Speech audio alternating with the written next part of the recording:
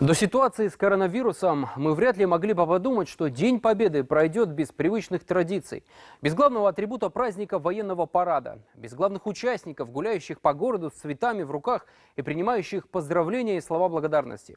Собрать ветеранов в одном месте не получилось, зато поздравления дошли в каждый дом, и это было по-особенному трогательно. Айгерим Уздыбаева расскажет. Сейчас, подождите, в землянке, потом синий платочек напролет. Необычный автобус, не совсем обычные пассажиры. Вместо сумок в руках – подставка для нот. Духовой оркестр Государственной академической филармонии в сборе. Приехали поздравить ветерана Великой Отечественной войны. Волнуются, нужно успеть. В списке 43 человека. А вот и первый адрес. Куда? Куда? Теперь нужно настроиться. Скоро выйдет их единственный, но такой важный зритель.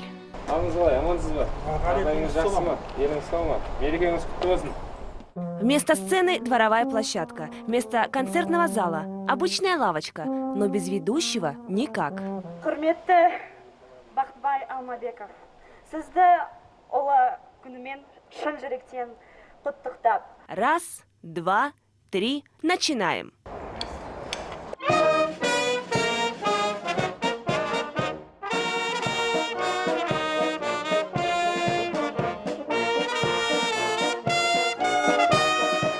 Бабушка рядышком с дедушкой, рядом с сильным мужчиной, который старается не поддаваться эмоциям. Танцевать как раньше тяжело, но ноги сами двигаются в такт. А вот соседи услышали до боли знакомые мотивы. Кто-то вышел на улицу, другие наблюдают с балконов, кто с телефонами в руках, кто с фотографией родного человека, участника Великой Отечественной войны.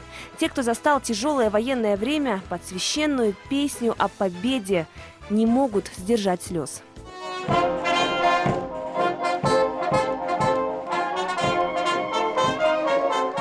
43 ветерана Великой Отечественной войны проживают в Нур-Султане. Сегодня нужно успеть подарить концерт каждому. И пусть некоторые уже не в состоянии выйти во двор и вот так присесть на лавочку, они услышат любимые песни военных лет хотя бы из открытого окна. Мне кажется, это намного лучше, потому что мы каждому лично выражаем благодарность, каждому лично поздравляем. И поскольку ветераны уже действительно не в состоянии собраться где-то вместе, это самый лучший проект, который можно было придумать для того, чтобы поздравить каждого ветерана лично. А это Александр Семенович Бабичев. Держится бодрячком, ведь в душе 18, даже позирует на камеру. Много трагедий и больших, и маленьких видели эти глаза. Именно поэтому он так ценит и любит жизнь. А еще всегда помнит о тех, кто остался на полях той войны. Большое спасибо вам, что вы сделали сегодня мне праздник. Понимаете? Это, знаете, победа. Вы знаете, во что нас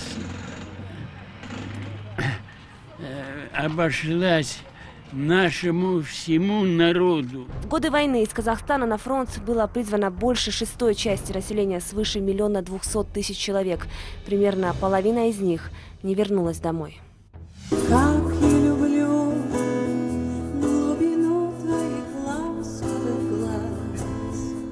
Это тоже обычный двор Нур-Султана, только в темное время суток. Столичная молодежь организовала акцию, о которой заранее предупредили жителей через социальные сети и обслуживающую компанию дома.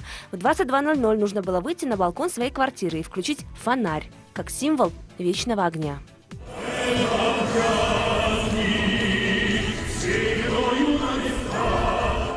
Мы хотели подготовить город, подготовить видеосюжеты для того, чтобы все страны СНГ увидели, как в Казахстане отдают дань уважения всем ветеранам, всем тем, кто имел отношение к этому великому событию. В это же время на главных достопримечательностях столицы зажегся вечный огонь. И пусть в этом году все не так, как мы привыкли. Бессмертный полк проходит как интерактивная акция в режиме онлайн. Концерты и постановки также в прямом эфире в социальных сетях. А казахстанцы сегодня дома. Нет военного парада, нет массовых гуляний духового оркестра рядом с вечным огнем. Но это День Победы, этот праздник и эта радость у каждого в сердце, в душе, в памяти. Айгерим Уздыбаева, Али Мухтаров, Ернар Аманов, Мария Мултакулова. Главная тема.